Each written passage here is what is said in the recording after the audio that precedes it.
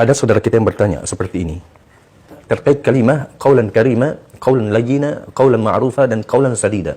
Ya, pemakaiannya seperti apa atau bagaimana pemakaiannya?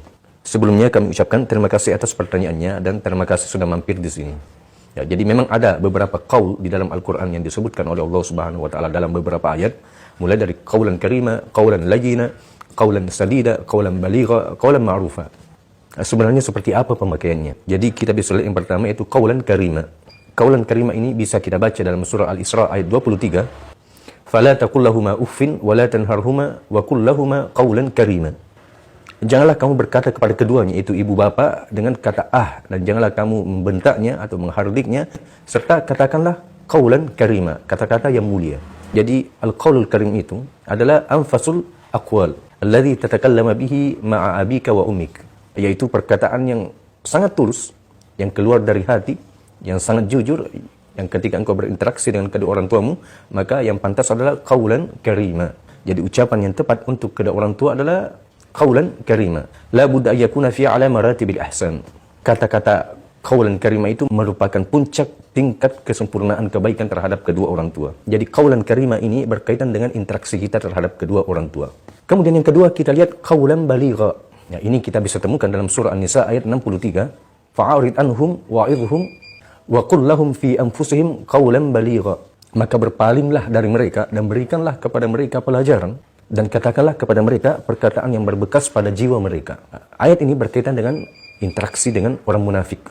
Jadi ketika kita berinteraksi dengan kaum munafikin, orang-orang munafik, maka yang dikatakan adalah qaulan baligha, perkataan yang berbekas di hati mereka. Tujuannya apa? Supaya mereka bisa berubah ya dari kemunafikan mereka, supaya mereka bisa tersadar ya dari sifat tersebut.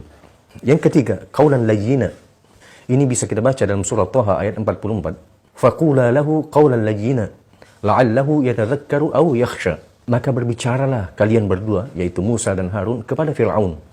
Dengan apa? Qaulan layyina, dengan kata-kata yang lembut. La'allahu yatadhakkaru aw yakhsha. Mudah-mudahan ia bisa teringat dan takut. Jadi al-qaulul layyin ini fi maqamid da'wati Allah Subhanahu wa taala wa fi maqamil mau'izah. Ya, ketika kita mendakwakan tauhid kepada Allah Subhanahu wa taala dan memberikan nasihat, maka yang paling tepat adalah al-qaulul layyin, adalah kata-kata yang lembut. Hatta yu'athira fi nafsil mustami', sehingga bisa memberikan pengaruh pada jiwa orang yang mendengarkan.